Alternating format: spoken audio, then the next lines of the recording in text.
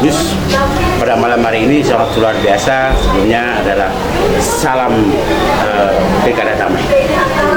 Dalam malam hari ini terima kasih ada tokoh kita, tokoh Kota Malang, Bung Aka. Bung Aka ini luar biasa, pengalaman 2 periode di DPRD provinsi. Ada harapan kami pada malam hari ini beliau bisa memberikan apa sih yang namanya demokrasi itu dan apa sih yang namanya pilkada damai. Masalahnya akhir-akhir ini dan sebenarnya sudah beberapa tahun ya, beberapa periode ini yang namanya setiap demokrasi, setiap pilpres, pileg, bahkan pilkada itu tidak pernah lepas bagaimana yang namanya aparat itu sering turut campur tangan sehingga mereka dia melakukan intervensi pada inilah yang merusak bagi kita. Begitupun apa itu money politik. Dan menurut Bung Karno sebenarnya hal ini adalah demokrasi itu adalah pemerintahan rakyat. Sehingga rakyat ikut dalam proses pembentukan pemerintahan, sehingga kalau demokrasi ini tercederai, bagaimana dengan pemerintahan rakyat? Masyarakat sudah terbeli dengan money politiknya, bagaimana mungkin bisa menciptakan pemerintahan yang bersih? Barangkali seperti itu. Menurut Bung Aka, seperti apa Bung terkait dengan demokrasi saat ini? Pada masa-masa sekarang ini kan kita mendengar banyak ini, bahkan beberapa partai politik sudah menyatakan no money politik, no beras politik. Begitu Bung, menurut Bung gimana Bung? Ya, terima kasih untuk Mas John Kay. Saya juga sangat miris ya dengan prihatin tentang demokrasi kita. Sebetulnya demokrasi itu kita bangun dengan harga yang murah. Tetapi akhir-akhir ini, jam-jam itu, demokrasi itu dibayar dengan harga yang mahal sekali. Baik harga dalam fisik maupun dalam hal materi. Begitu besarnya pengeluaran kita. Padahal kita semua, para pemimpin partai, dia cuma lip service yang menyatakan bahwa semuanya ini adalah pemilu damai. Berkata-kata damai, siap kalah, siap menang. Jadi kita mau terima apa saja yang sudah ditentukan. Tetapi kenyataannya tidak ada, dan ini betul-betul berjenjang dari atas, baik pun pilpres maupun pilgub maupun dalam hal pemilihan pilkada kabupaten kota itu sama saja. Orang yang kalah tidak akan mau bisa menerima kekalahannya, dan selalu saja kalau bicara kalah itu pasti larinya kepada kecurangan. Nah, tapi orang yang menang juga bingung. Saya dalam hal ini kecurangannya di mana letaknya? Begitu diajukan kepada MK mengatakan tidak ada. Nah, begitu tidak ada, yang kalah masih juga kecewa. Akhirnya semua pemimpin-pemimpin bangsa ini hasil akhir dia berakhirnya jabatan dia tidak ada yang baik. Semuanya jelek akibat dari ini. Nah, saya harapkan pemilu damai itu adalah pemilu yang dimana bisa menerima dengan legowo hati, bisa menerima dengan jiwa yang besar, dimana bahwa kita kalah atau menang itu dalam hal pertandingan. Dalam pertandingan tidak mungkin semuanya dua-duanya mau menang atau semuanya mau menang. Pasti ada kalah dan menang. Nah, kalau menangnya inilah yang kita harapkan bahwa mereka mau. Sekali kita coba mencari skup yang terkecil dulu adalah di Kota Malang. Saya harapkan Kota Malang ini adalah satu hal di mana nanti hampir kurang lebih 3 hari lagi kita akan memilih calon kepala daerah kita yang terbaik. Itu kita mengatakan bahwa ini yang terbaik. Walaupun hati kita, nurani kita mengatakan bahwa ini tidak, sebetulnya tidak bagus. Tapi itu adalah rakyat yang memilih. Ingat, suara rakyat itu suara Tuhan. Semua pemilihan siapapun yang menang, itu semua ditunjukkan oleh Tuhan, oleh Allah yang memberikan petunjuk itu, dan dia sampaikan kepada rakyat. Terus rakyatnya itu dikasih uang. Itu secara anonimnya, itu berarti kita mengejek Tuhan. Seolah-olah bahwa kan kalau kita bilang suara rakyat suara Tuhan, kita kasih rakyat uang, terus rakyat itu memenangkan, berarti Tuhan itu terima uang itu. Kan tidak. Vox populi, vox Dan itu harusnya tidak. Itu oknum dong. Itu persoalan itu. Tapi ini kenyataannya bahwa money politik itu tidak bisa lari daripada pilkada. Ini yang susahnya di konsep ini. Maka saya katakan bahwa demokrasi ini mahal sekali harganya. Harusnya tidak. Bung Karno tidak pernah punya cita-cita untuk berdemokrasi ini mahal. Dia memberikan demokrasi itu sangat murah. Makanya adanya musyawarah mufakat tadi. Itu lebih mudah untuk mengaturnya daripada pemilihan langsung seperti ini, gitu loh. Tetapi kalau saya bicara ini, nanti dibilang saya mundur ke belakang. Ya, saya mundur ke belakang. Bahwa ini sudah pemilihan langsung sudah berapa periode yang lalu yang sudah berlaku. Jadi kita tidak bisa berbuat apa. Jadi harapan saya kalau bisa pemilu ini, ya kalau memang kamu sudah mengikrarkan bahwa siap kalah siap menang atau apapun yang terjadi, ya kita lakukan itu supaya semuanya damai. Kenapa? John Key harus tahu bahwa misalnya gini, atasan ini, top leadernya, pimpinan elit politiknya itu bermusuhan. Salah satu partai dan partai lain bermusuhan. Terus kita yang di grassroots ini ikut musuh. Tetapi nanti di elit itu sudah damai peluk-pelukan. Di grassroots ini bikin bingung juga. Iya. Dia tidak bisa buat apa-apa. Kadang masih ribut. Masih ribut. Iya. Dan ribut itu bisa bunuh-bunuhan, bisa bacok-bacokan. Ini yang menjadi berbahaya. Padahal di elit sudah cipikat-cipikut. Semua sudah cium-ciuman, sudah diajak masuk dari kabinet menteri-menteri semua. Lagi kita yang di bawah ini bingung. Begitu kita bergabung, musuh lagi. Jadi sebetulnya yang berbahaya itu ada grassroots ini yang harusnya kita menjadikan akomodir dia supaya dia harus tahu masalah politik. Kalau dia tidak mengerti politik, minimal politik praktis lah gitu. Kalau tidak, dia tidak bisa buat apa-apa dalam hal ini. Jadi saya kira di dalam hal Kota Malang ini kita ingin yang sejuk, yang diakomodir semua, supaya tidak kelihatan bahwa Kota Malang ini orang yang betul-betul yang punya arogansi yang tinggi dan sebagainya. Nah, sekarang begini, teman-teman dulu pernah mengatakan pemerintahan adalah pemerintahan partai, negara partai, karena dibentuk oleh sebuah partai politik. Saya rasa hal ini memang faktanya begitu. Tapi pemerintahan ini, negara ini ya memang terbentuk oleh sebuah partai politik, bahkan banyak partai politik. Tetapi dalam konstelasi demokrasi saat ini, kita menurut saya ini kebablasan. Kalau menurut saya pribadi ya. Betul. Kenapa? Bahwa kita itu sudah mempunyai real demokrasi sendiri, yaitu dalam sila keempat, ya. Di mana dalam sila keempat itu yaitu musyawarah mufakat. Ya. Dari sinilah sehingga kos politik bagi saya, menurut sampean bagaimana ya? Bagi saya untuk kepala daerah di tingkat provinsi hingga bawah lebih baik adalah via parlemen, yaitu di situ via musyawarah mufakat.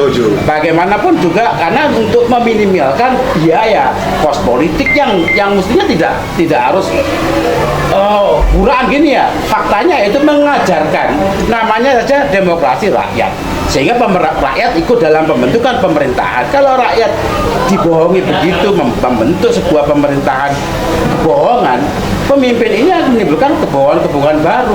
Begitupun seterusnya. Kalau menurut Bung gimana ini? Kalau kita kembali, kalau presiden bolehlah pilpres ya, pilpres itu pun sebenarnya ya menurut saya pribadi ya melanggar ya. Tetapi ini adalah sudah kesepakatan seluruh rakyat, kesepakatan saudara-saudara kita yang di parlemen, pilpres langsung. Tapi untuk pilkada bagi saya sudahlah, tentukan saja di via parlementer. Menurut Bung gimana? Ya, saya setuju itu. Tapi ini kan berkali-kali kita suarakan, ya. Tetapi kayaknya keputusan itu sudah final. Bahwa itu adalah pemilihan langsung. Tapi ini kan aspirasi loh. Aspirasi ya. Dan itu saya mohon maaf ya. Jadi perjuangan adalah perintis pertama untuk kembali lagi ke parlemen. Tapi juga tidak mampu karena partai-partai politik yang lain tidak mau.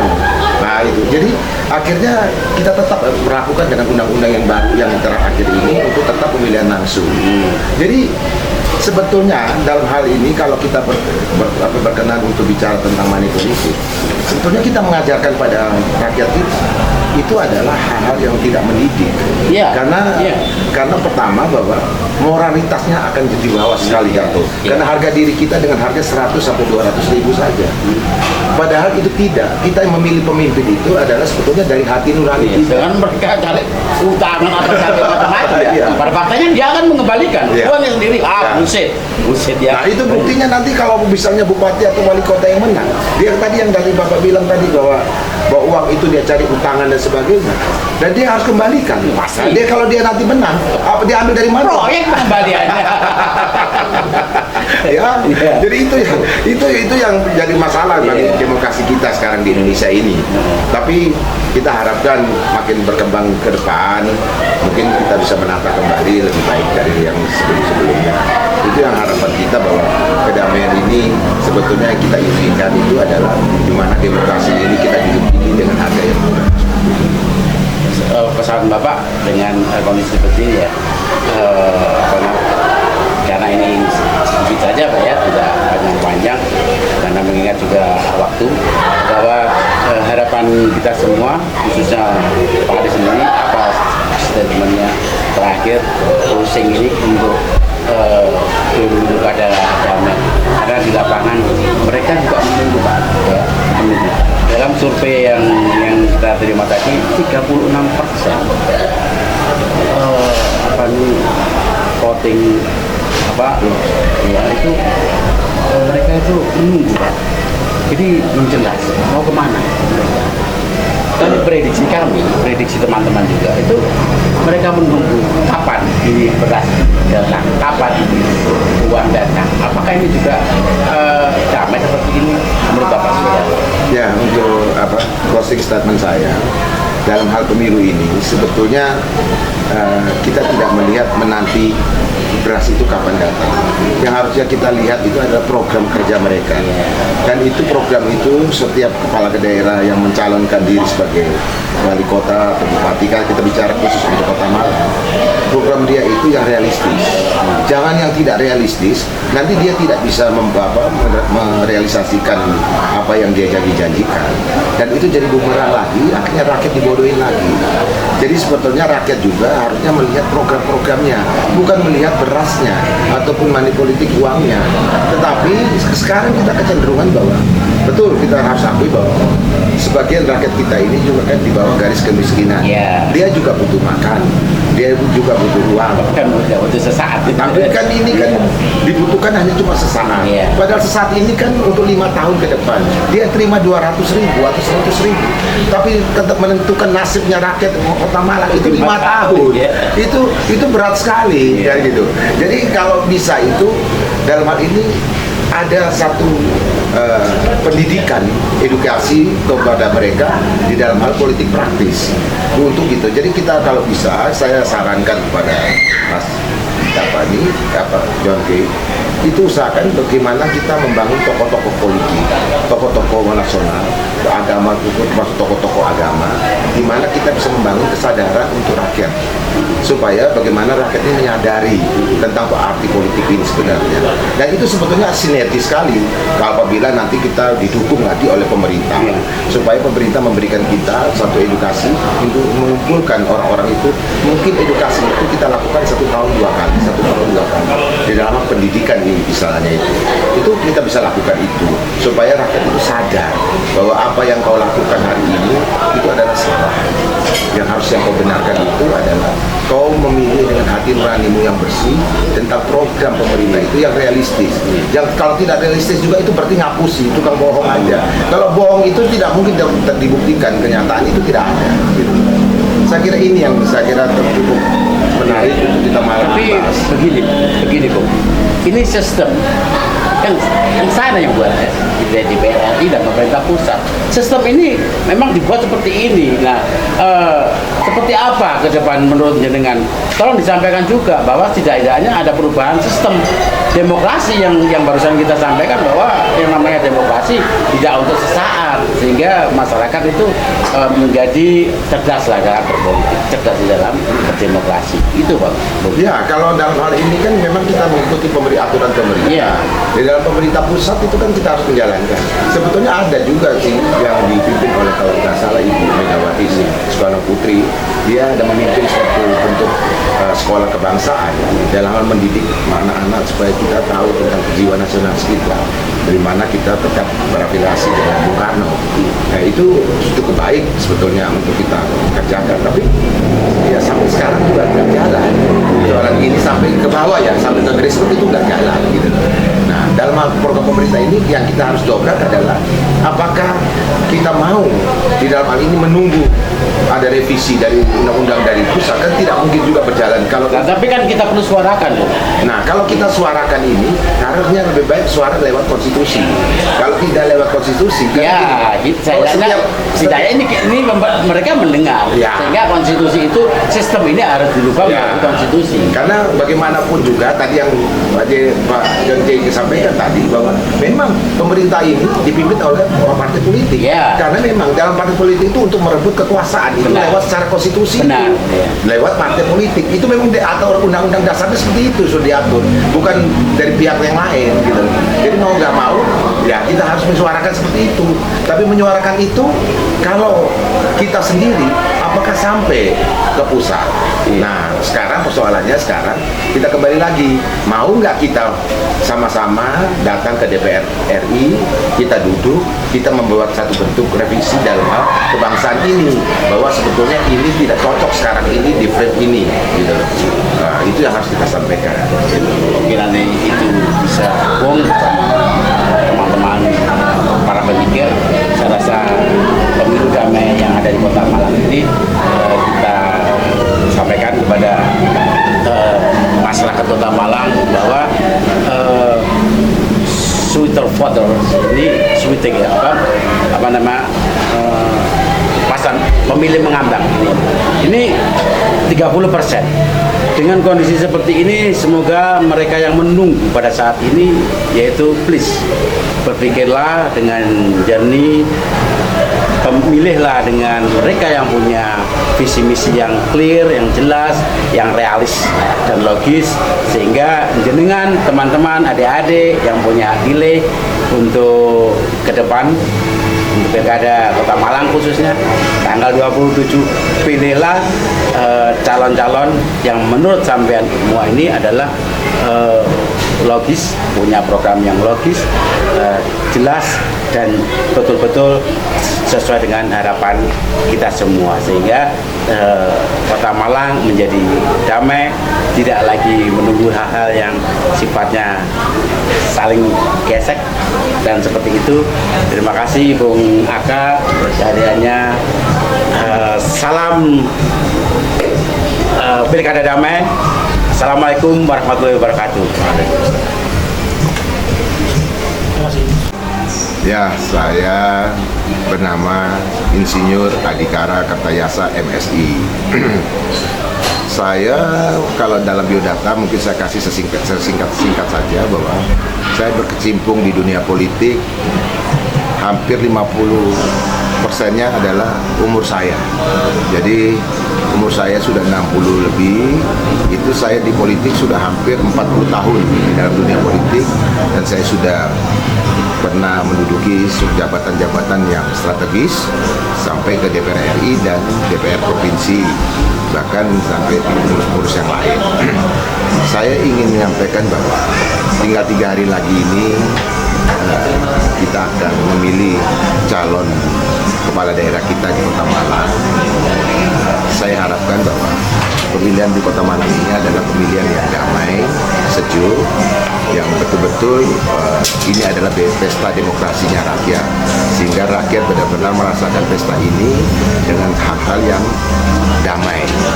Jadi saya harapkan tidak adanya serangan fajar, tidak adanya orang-orang yang diintimidasi, ditekan dan sebagainya, sehingga semuanya bisa jalan dengan smooth, tidak ada hal-hal yang mencurigakan dalam hal apapun. Dan sebagai calon-calon kepala daerah yang akan bertanding dalam kontestan ini, saya minta supaya beliau bisa meredam pendukung-pendukungnya masing-masing agar bisa menahan emosi, tidak euforia yang terlalu berlebihan sehingga mengganggu daripada ketertiban masyarakat yang ada di Kota Malang. Saya kira ini yang penting, karena itu yang saya stressing, karena tidak semua orang juga suka dalam euforia, dalam penggembiraan ini untuk kampanye-kampanye akbar yang terlalu bereforia, yang terlalu membuat kemacetan jalan, membuat hal-hal yang mereka tidak bisa bekerja. Jadi saya harap minggu tenang ini, 3 hari ini betul-betul tenang, tidak ada hal-hal yang mengganggu dalam stabilitas keamanan. Terima kasih.